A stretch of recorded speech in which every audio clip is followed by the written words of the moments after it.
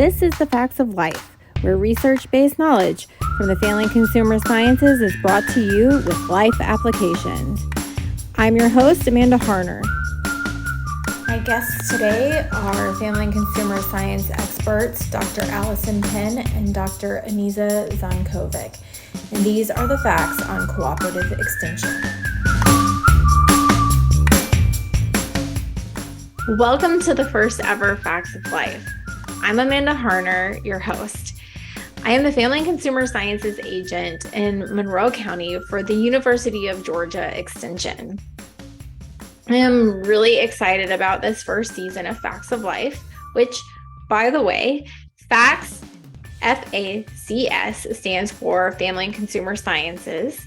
But I'm really excited about this first season because we're going to talk about all kinds of topics. We're going to cover health topics that range from radon and lung cancer to infant and maternal nutrition and things like the brain and fad diets and a wealth of other things. But to fully understand where we're going, not only in this season, but in future seasons of the Facts of Life, we really need to help you understand what extension actually is.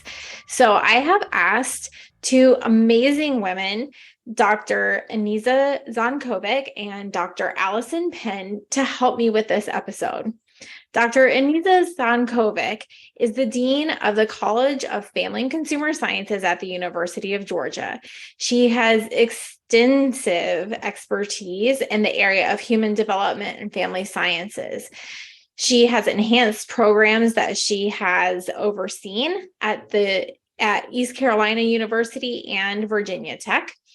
And her research focuses on the effects of work and other demands on individuals and their relationships. Equally successful, Dr. Allisen Penn is the Associate Dean of Family and Consumer Sciences for UGA Cooperative Extension. And her career in Extension began as a county extension agent with the University of Arkansas. Dr. Penn steadily grew in leadership with the University of Arkansas, becoming a district director for leadership specialist and assistant professor.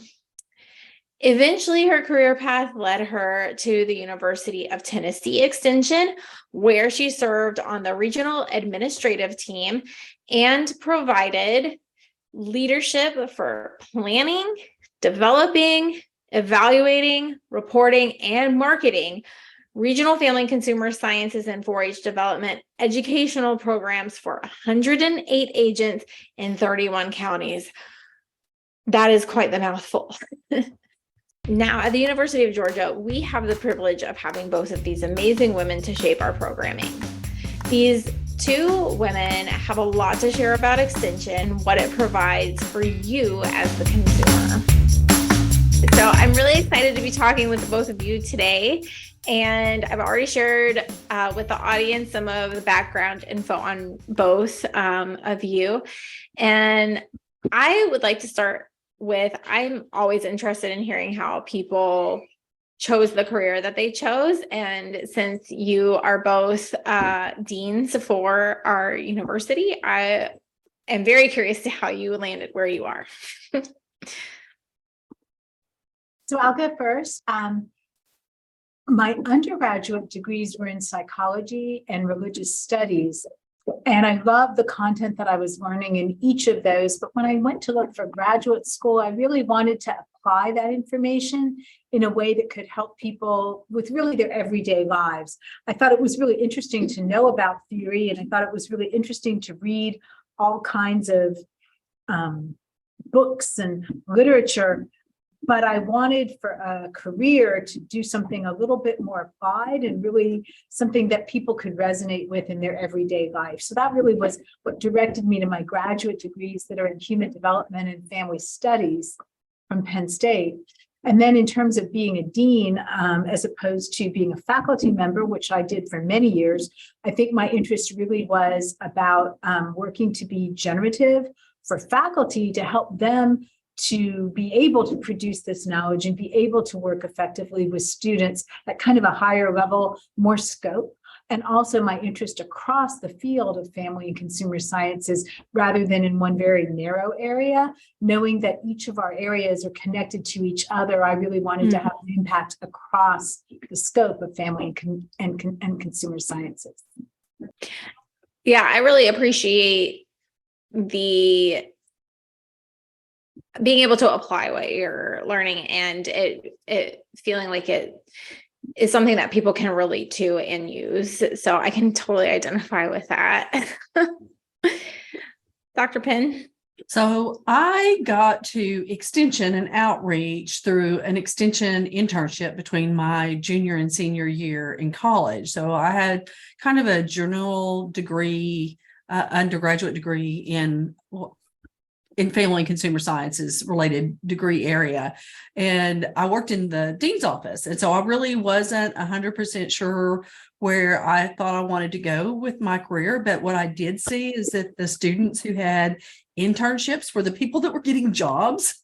And knowing that I had to be self-sustaining beyond, beyond graduation, I thought that getting a job was very important. And so I did a summer internship with Extension, and it was very broad based, and I learned that I really loved Extension. I had some hours in education and decided that really wasn't what I didn't want to be tied down to a classroom, and that Extension offered me the diversity of doing something different every day. And so I actually started as an extension agent with the expanded food and nutrition program, and I decided that I should work on a master's. So then I also have a master's in counseling.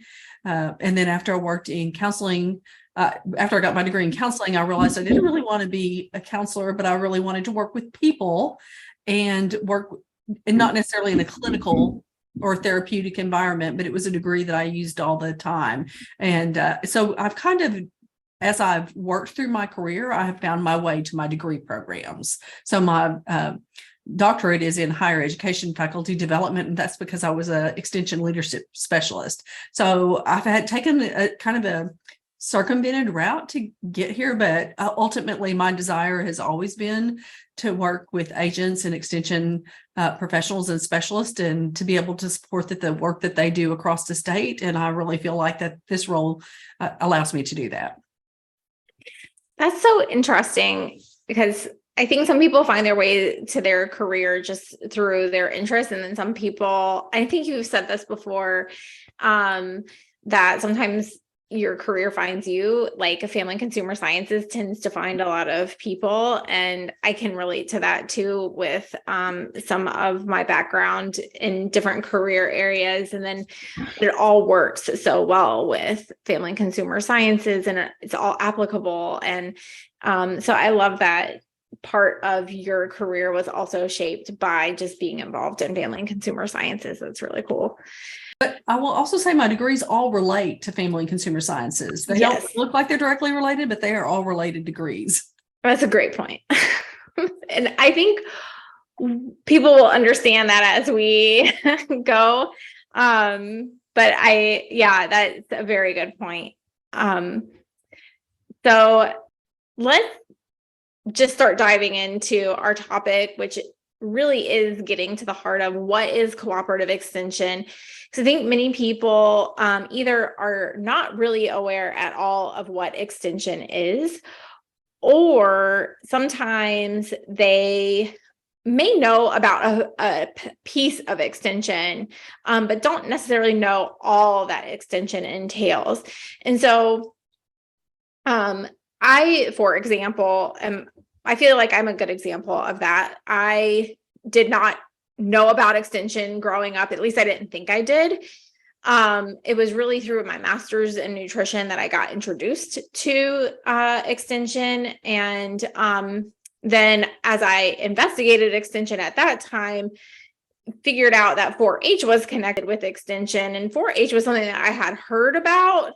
But it was always told to me that 4-H was just for kids interested in agriculture. So I had really no clue what 4-H actually was. And I think a lot of other people kind of fall somewhere in that spectrum, like not knowing at all, or they've heard of 4-H or they've heard of ag agents, but they especially don't know what FACS is. So I do want to start with kind of unpacking what extension itself is. How did it start? So the University of Georgia is a land grant institution, and the land grant institution has a tripart mission: teaching, research, and outreach and extension. And so extension is one of those legs that is the foundation of the land grant university. And all 50 states have land grant institutions. There's 112 118 land grant institutions across the United States. So there's a land grant, so there's an extension system. And so within the extension mission, we have 3 programs, another tripart mission. We have agricultural and natural resources, or environmental sciences, family and consumer sciences, and 4-H youth development. And those 3 programmatic areas comprise the extension mission. And so in the state of Georgia, there are 159 counties, and that we have an extension presence in all 159 counties. What that means when I say a presence means we have an office and we have staff that are located there. So there's, in most cases, we have a 4-H, family and consumer sciences, or ag agent. It just depends on the county and what they prioritized as their need. And so we deliver program based on what the county, what those agents have worked with to identify as their need. So every agent works with a advisory group that helps them identify what's important in their area, whether it's family and consumer sciences, 4-H youth development, or ag, so that we then in turn bring the research and the education from the land grant university to the county, and we help people learn how to apply that research to their life in order to make their life better, to utilize that research on a day-to-day basis. Yeah, Deansy, do you have anything that you want to add to that? Yeah, I was just going to chime in to say, first of all, how the tripartite mission, the teaching or instruction, research, scholarship, and outreach extension, how they connect with each other. So it's really important for keeping the faculty that are not involved in extension, keeping their research current, is for them to hear from extension about what's going on in their communities to keep what they're doing relevant to the state of Georgia. And that's true in every state. And I would say it's really very bidirectional, because extension informs researchers, researchers inform extension. So it's a nice back and forth. In family and consumer sciences, as I think I alluded to before, each of our areas really has to be considered in order to optimize well-being, help people to lead their best lives. And so you really have to pay attention to each. So that's a lot of expertise for any one agent in a county to really be able to grasp. So it's so important that there's a good connection between the main campus and the counties, so that as a need emerges, the county professionals can liaison with the specialists and with Dr. Penn, so that they know about that problem, so that then people can go to work on trying to research about it, trying to analyze it, trying to write grants collaboratively with the agents in order to get more knowledge and more programming together to help address the need. Yeah, I really appreciate that point, because I think one of the things that was so intriguing to me, and something that I really gravitated towards with extension, was there's just so much collaboration that takes place, and it takes place in so many ways, on so many levels. And it really, I would say, in some ways, the agent's role, and maybe everybody's role, is kind of bringing everyone together and bringing everyone to the table. Would you both agree that the role of an agent and the specialist who create the material is to adapt that research specifically for the community so that it's relatable for the people that it's going to. So, yeah, so I just to kind of add to my larger explanation of what extension is. So the extension specialists, who are faculty that are on campus faculty, are engaged in the research here at the university, either through, and they may teach or they may do research, and they basically translate the research in such a way that can be understood by the general population, so that an agent, and they conduct training for agents so that agent then can turn teach it to their public in their whatever county that they are in. So they definitely translate the science into understandable, usable language for every person. And so what they do is they just kind of clean it from the academic language. The academic grounding is still there, but it's more easily understood by the average person. And that's what we want to be able to do, is to make sure that everybody understands the research at the local level. And our county extension agents are indeed connectors. That actually in many ways is one of their most important roles. They are educators and they do applied research, but they also they know their county and they know the communities within those counties. And so they're able to connect the resources of the University of Georgia to the people in their counties. And they also network with other partner groups within the county, so that they're able to bring people to their own educational program or to connect clientele to other partners. So they're very much a connector within their community. Dincy, do you have anything to add? I think I was going to start transitioning into something that Dr. Penn started, I guess, 2 years ago, to really help to be systematic about understanding the needs in the county. It seems like an important part to talk about that, which was a statewide needs assessment that she spearheaded. I'll let her talk about some of the details of it, but I think it's such a good example of bringing an empirical science-based approach to really understanding about the needs in Georgia, and also then helping us here in Athens to really get a picture of what's going on in these very diverse counties, so that we can start to think about programming that is needed. So counties on a county by county basis have what we call an extension leadership team, which is essentially, it's an advisory group that helps them determine what the priorities are in the county.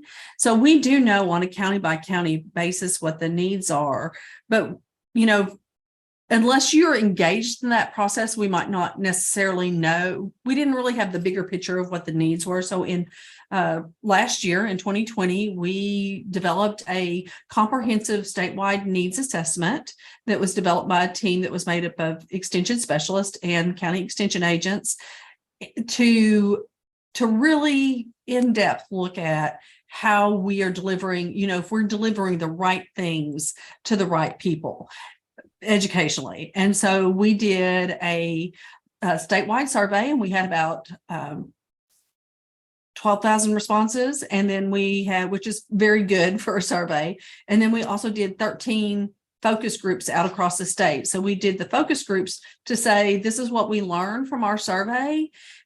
Does this resonate with you? Is this right? Does this fit your experience? Does this fit your community? So, and we did those focus groups all across the state. And so we've summarized the needs assessment, and we've had some relatively significant findings, or nothing that really surprised us. In a lot of ways, it confirmed what we knew. One of the things, we know that there's a difference between the urban parts of the state and the rural parts of the state. And there's some differences in services that are available. There's a difference in transportation. There's a difference in needs. We also learned that one of the things that did surprise us a little bit is that what we have kind of called emerging and young adults don't necessarily self-report the life skills that we would hope that they would have in order to be self-sufficient adults. And that's an age group emerging adults is 18 to 24, and then young adults are considered to be 25 to 34. And within that kind of big span, we learned that they really they feel like they're missing some very significant skills that we educate people to in family and consumer sciences. And not only that, we're also not reaching them effectively.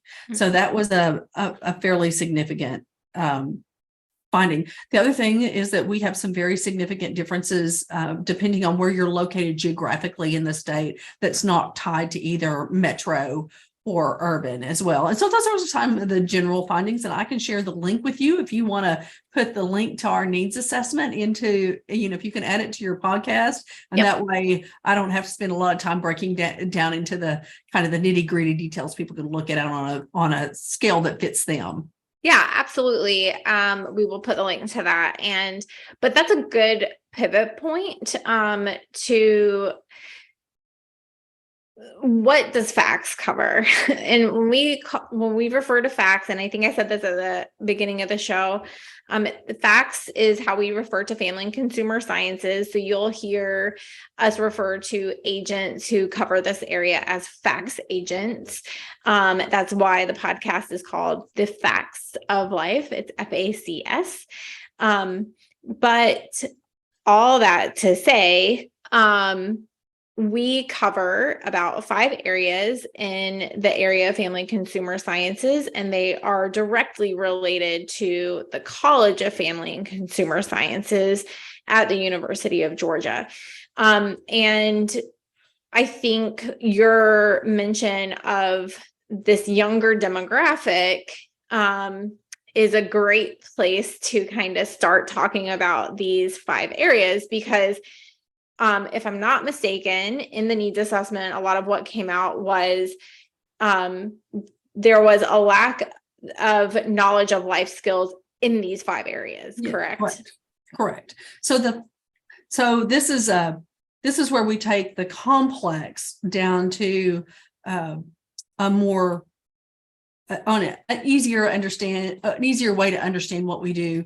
So we have departments in the College of Family and Consumer Sciences that the content that we address in Extension is grounded in.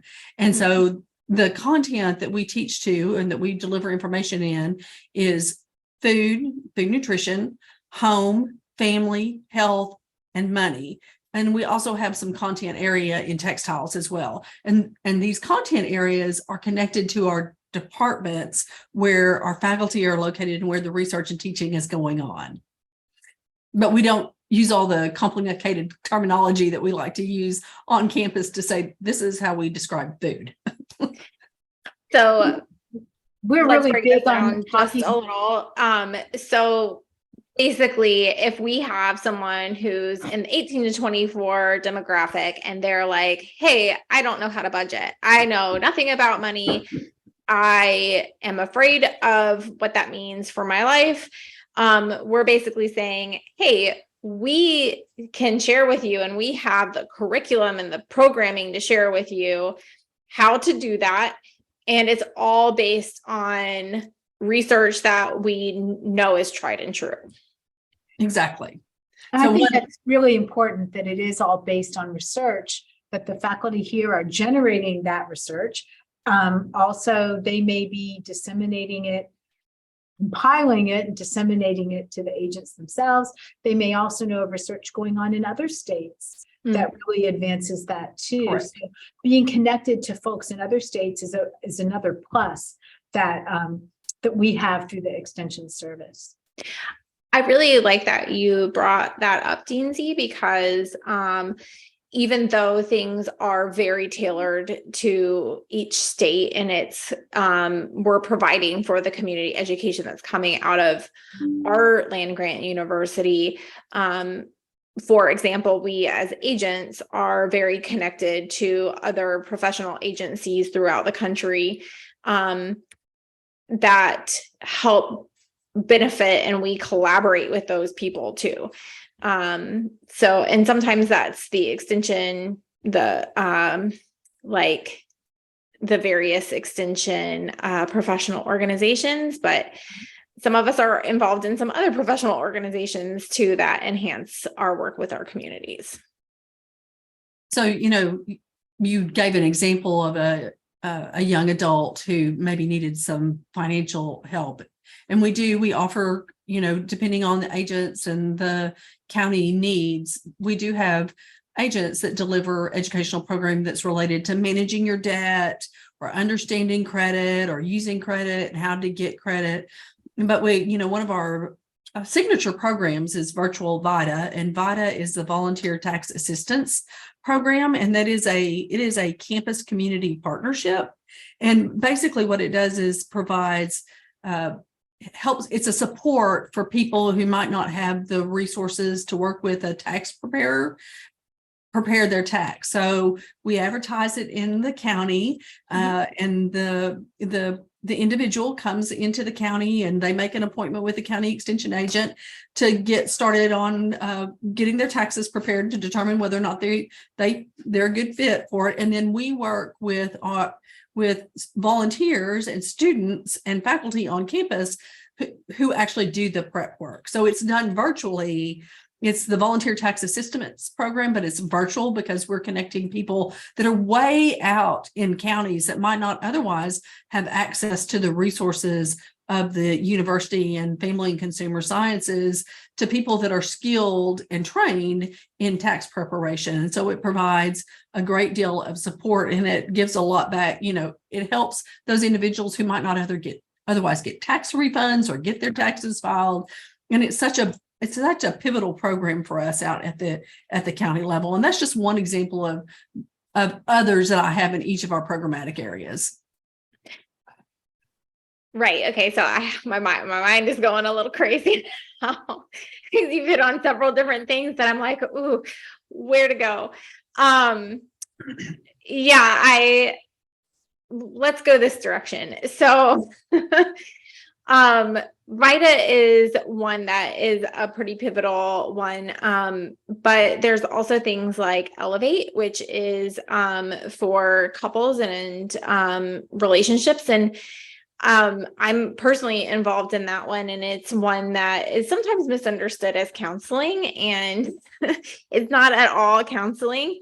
It really is about enhancing relationship, between committed partners, which we know in a number of different areas of research, whether it's in nutrition or whether it's in various other health studies, that how your relationship is with your partner is really critically important to your health. And so there's those programs. There's things like Right Bite, which addresses diabetes. There are other nutrition programs. There's just a wealth of things that family and consumer sciences alone within Extension offers, not to mention all the other things that our youth development side with 4-H offers, and what agriculture offers to the communities too, which 4-H and ag tend to be what people are more often familiar with than family and consumer sciences. So we also offer child care provider training. So we work to provide, so we don't work directly with the parents, but we work with the provider, the owner of the child care provider business or the Head Start, to make sure that they are trained to provide good child care that is age appropriate. So we also provide them age appropriate activities. We teach to ages and stages of life for child care providers. We have a whole range of training that we talk about eating behaviors of children that are child care as well. So we have a whole curriculum that crosses over all of our content areas that we do for child care providers. And, that's something that really across the state is so important, is that we don't have an adequate number of child care providers across the state to meet the child needs. And so making sure that the child care providers that are out there are trained in the most current research and best practices in working with children is something that we I think is a real strength that we have, and it's an important program across the state. And that's another example of just one program we have where we have a pretty big reach. Well, we're not really working directly with the parent, but we're working with the business that works with the parents. Yeah. One that I'm really excited about that is we're kind of just getting some curriculum on is things related to brain health and aging. And so I'm excited to see where some of that curriculum takes us in the future. But that's actually a good place to kind of mention how one of the other things that I have really appreciated about Extension as I've gotten to become more familiar with it has been that Extension has been around, especially in Georgia, for a very long time. And one of the things that we do very well is we are able to change with what's happening currently. And Dean Z and Dr. Penn, I'm going to let you talk a little bit about how we did that with coronavirus and how that's kind of shaping where we are now.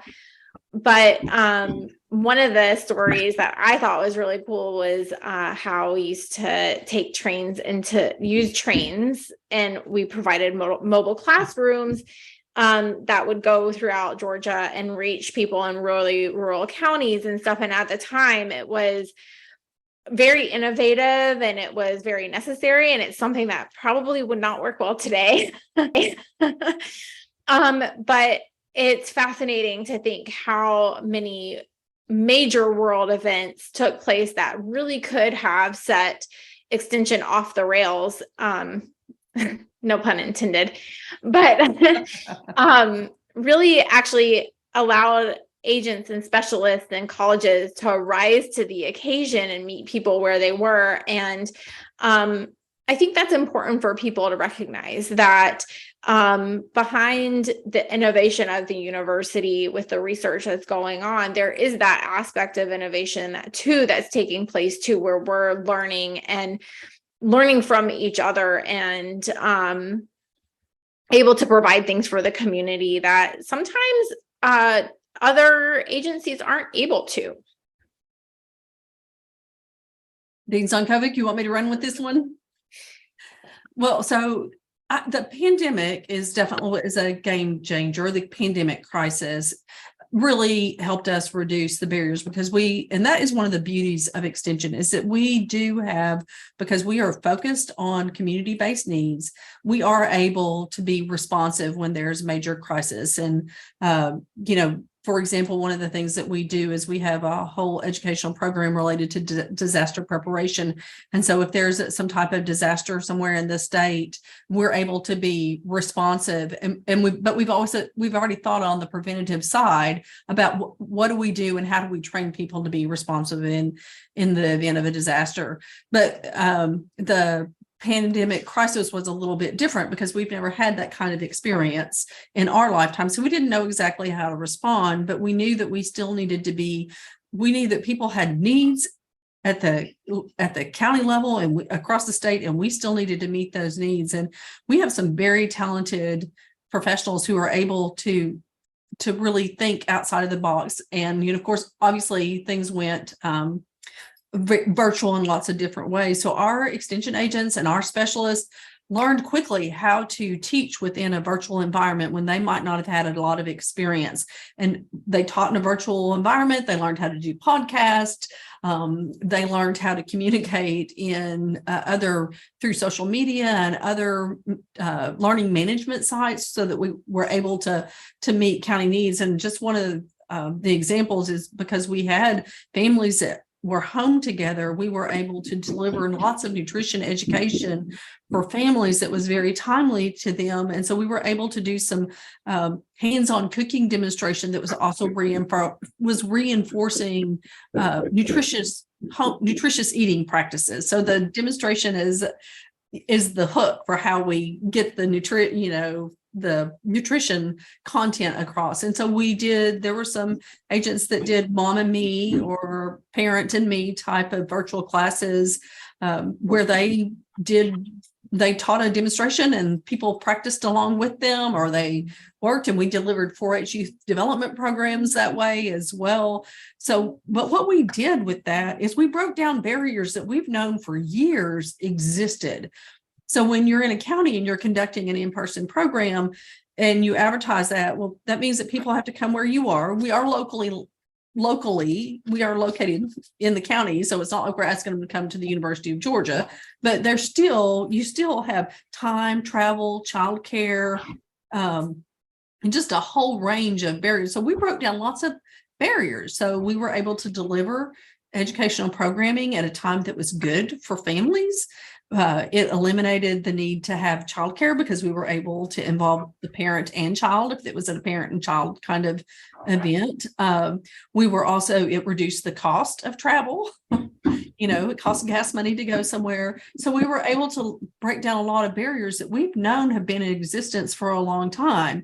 And so what we've taken beyond that is, although we've gone back to in-person programming and in many, many ways, we also know how to offer kind of this hybrid combination where if that doesn't work, if we know we've got a group of individuals that daytime things don't work for them, we can offer it in the evening. So we've really learned how to adapt to the needs of the individual. And I think that's an important role that Extension plays in meeting the needs and being able to deliver educational programs, because we're not locked in to the 8 to 5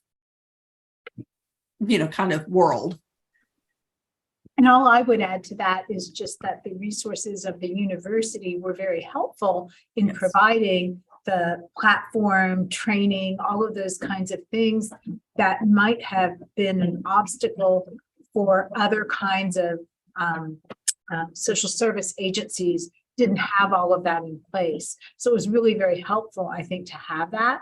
It also opened up how a program that you're doing in your county, Amanda, might be really relevant to someone in another county. And if it's delivered virtually, then those people can also participate. So that's just another example of those breaking down of barriers that it really allowed that kind of sharing. I think that's really helpful for families. So as an example today, recently we were looking at some of our data from our needs assessment. And so we have our county extension agents sent out the survey to their clientele. And when we looked at the data, a pretty good percentage came from their clientele that were out of state, like in places like Hawaii and other countries. And we were like, well, where did that come from? And it came because they were doing virtual programming and people saw this virtual programming and they signed up. So our reach, even though it's local, we also have the ability to reach people in other places. So sometimes they reach people in other counties, sometimes they reach people in other states, sometimes they reach people in other countries. And I mean, what a reach to be able to provide that kind of educational service for people anywhere. Absolutely. I mean, I collaborate with 2 agents from the University of Idaho and 3 other agents here in Georgia for cooking. A kids in the kitchen cooking thing that was actually started before I got here, and it goes really well. We have tons of kids who sign up. We have kids from other states who sign up. I mean, I've had overseas friends ask if they can participate, and it's kind of like, well, if you want to cook at midnight, sure. But it has been a great way for us to enhance each other's programs. I feel like, because it is hard to collaborate when you have to drive across the state to collaborate with someone who it's like, hey, the way that we do things could really help one another and help each other's communities. And it helps us to save a lot of time. And I think it's allowing a lot of us as agents to think of other spinoffs, like all of us who are doing this Kids in the Kitchen are starting a couples cooking club that's going to talk beyond the kitchen skills and the knife skills and the food safety and some of the basic nutrition, and talk about nutrition and chronic disease a little bit more with people who attend. So I love that, in the middle of some of these really challenging things that come up, like a pandemic, it kind of forces on us some things that can be very positive. So, I mean, it has had its other challenges, but it definitely has produced some positive things for Georgia Extension. So I hope in your podcast, some of your other interviews that you will talk to some extension agents and ask them some similar questions to what you've asked us, because their perspective is so important, and they have a completely different viewpoint about why they serve. And, they can definitely get down to the specifics about the type of programming and why they deliver it and how they deliver it and how that's connected to their county-based needs. And so I hope that's really part of your overall process is to, you've got us, but, also from my perspective and for a county resident, those boots on the ground, those agents that are carrying out the everyday work of extension absolutely are the most important communicator about extension, about what we do. Absolutely. They've been very helpful to me for sure. Deansy, do you have anything that you wanted to add? Not yet. Okay. I think one thing that we have talked about, the three of us together, is a little bit about data gathering through extension and why we do that. And that is one area that is also challenging for people to understand. And I'd love for you guys to flesh that out a little bit, because I think it's an important piece for people to understand. Basically, we talk about extension in many ways. So we use a couple different terms when we talk about what extension does in research. So one of the terms we use is we do applied research, which means we take that research and we put it into practice at the community level. We also use the terminology translational science, but I think for answering this question, the really important words that I want to use are implementation science. So what we do is the researchers develop models. They do the research, they study things, they study people within their area of expertise, and they say, this is what we think works, but they don't have what we would call the real human lab necessarily in which to test whether or not that actually works. So in extension, that's what we do, is we take that model that is developed within research, evidence-based programming and research-informed programs, and we test that model in the field. So we're testing the implementation. So we'll take diabetes prevention. So our diabetes prevention program, and based on the model, that the evidence-based program, that if you teach this series of lessons in this way, in this order, with this audience, you should get this outcome. So what we do is we test that, we see if it works. So, and then we're able to put feedback to the researcher into the research loop. We're able to say, guess what? You thought that would work? It doesn't work. Or it does work, but it works better in this way. So that we're able to say, yes, these things work. No, these things don't work. It works better when we take this approach. And so what we're doing is that we're informing that research. So that information, that applied research, that implementation science is getting fed back in to the research loop, so that the researcher can go back and study it and then bring it back to us. And then we test it again. And so, yes, it's applied research, it's translational research, but it's because we're doing the implementation science about whether it works. So sometimes when we're working with clients or consumers, that means that we're asking questions that kind of have that data collection piece, and that so that we can provide that information back to the researcher to improve what we know about how this operates how programs operate in different conditions. So I guess I would add to that by saying that the extension professionals are also researchers. They're applied researchers, and what they're researching is what Allisen has basically been talking about. It's the implementation of these programs. And so as I've come to know folks in Extension here at UGA, I've been impressed at how they're really doing three things, and maybe more, but the three things that I'm impressed by are their knowledge about the content matter, their expertise in that, their knowledge about how to actually implement programs. That's a whole other level of expertise that I certainly don't have. Even in my chosen area of research, I don't know how to actually implement a program. I wouldn't probably be very good at that because I haven't had that training and I may not have the personality to do that.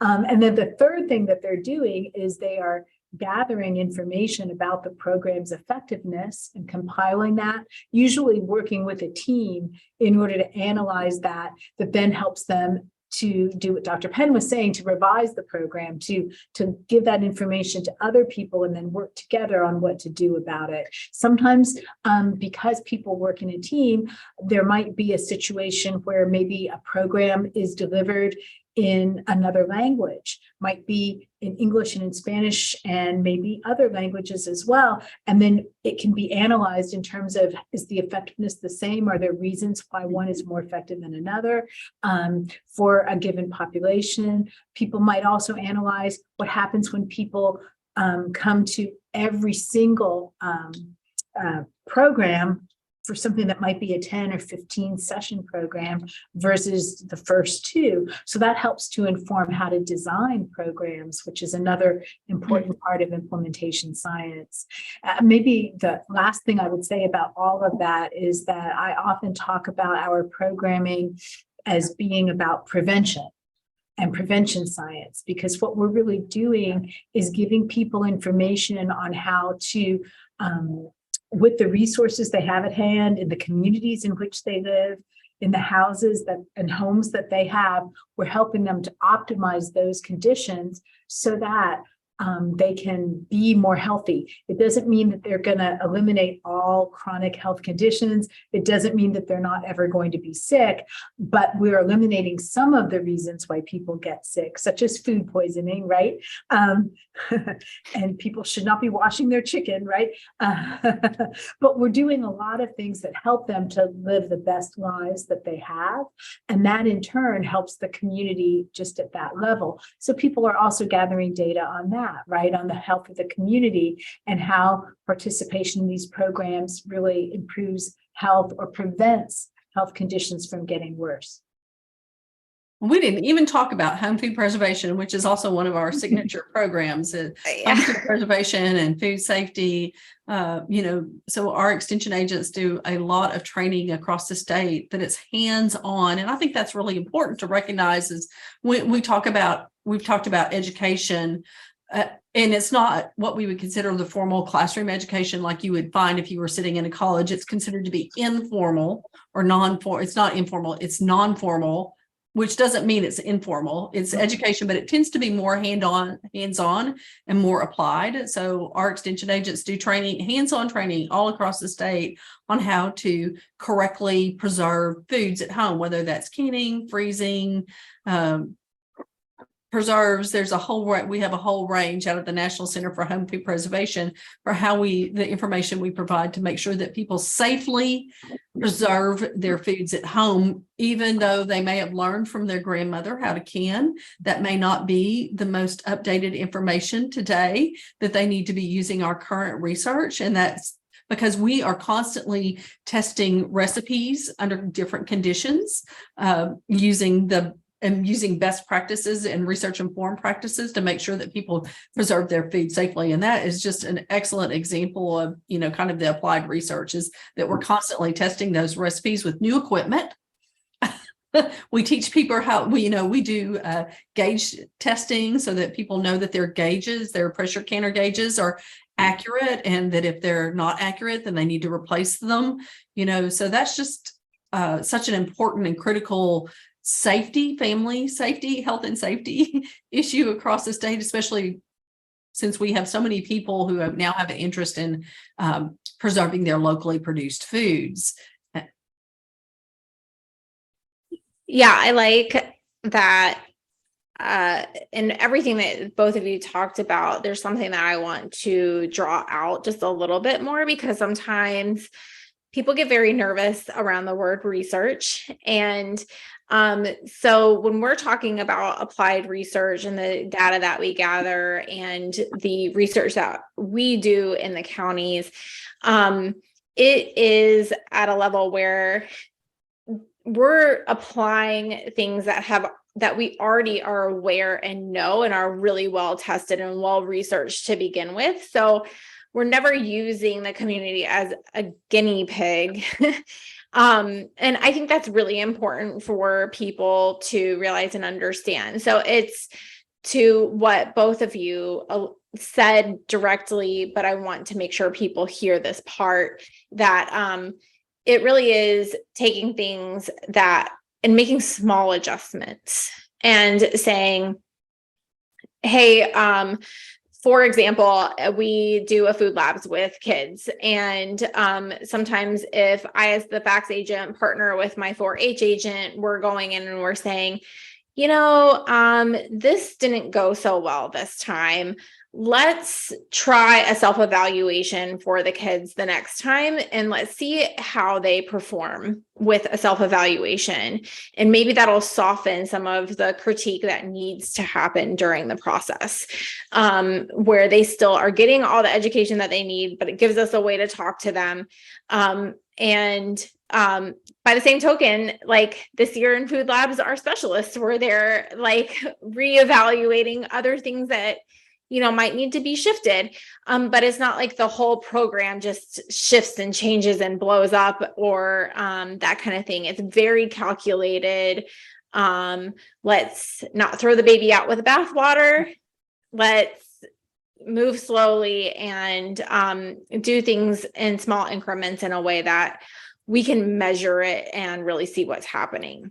So you said something that I think is really important about the research base that supports our extension agents programs. So it is easy, and we are also attuned to Googling answers.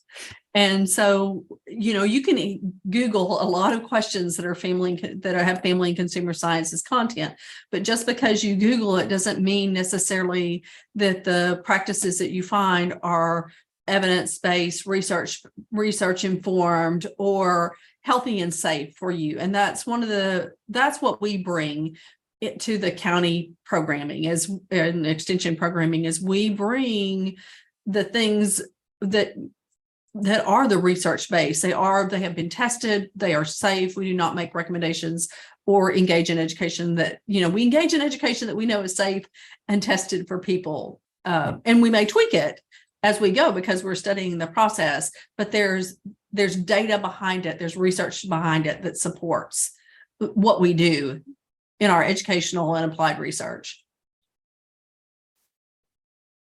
Yeah. I think we've covered everything. Do either of you have anything that you want to add that maybe I'm forgetting that we missed, but I'm pretty sure we got everything. The one thing that I probably didn't really talk about was the extension mission, because we do actually have the extension does have an extension mission statement, which is we translate the science of everyday living for farmers, family, and communities to foster healthy and prosperous Georgia. And that's to cross over all of our content area, including family consumer sciences, 4-H youth development, and agriculture. So, basically what we do is we translate the science from the university to help people live the very best life that they can lead. That's a great closing, I think. Thank you, Dean Z and Dr. Penn. I really appreciate your time in more ways than you know. So I'm excited that the two of you are going to be my first guests on this show, and I hope everyone will find it very valuable. Thank you, Amanda. We're grateful you reached out, and thank you for all of the work you're doing for these podcasts. They're really great. Thank you so much. Thank you. Research-based resources referenced in and related to this episode of Facts of Life can be found in the episode notes and description information. The views and thoughts expressed in this video podcast are the speaker's own and do not necessarily represent the views, thoughts, and opinions of the University of Georgia or the guest organizations and/or employers. The material and information presented here is for general information purposes only. The University of Georgia name, as well as those of guest organizations, and all forms and abbreviations are the property of its owner, and its use does not imply endorsement of or opposition to any specific organization, product, or service.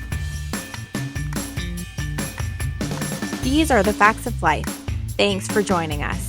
Check out our website at monroe.facs.extension.UGA.Edu. That's Monroe, FACS.extension.UGA.Edu.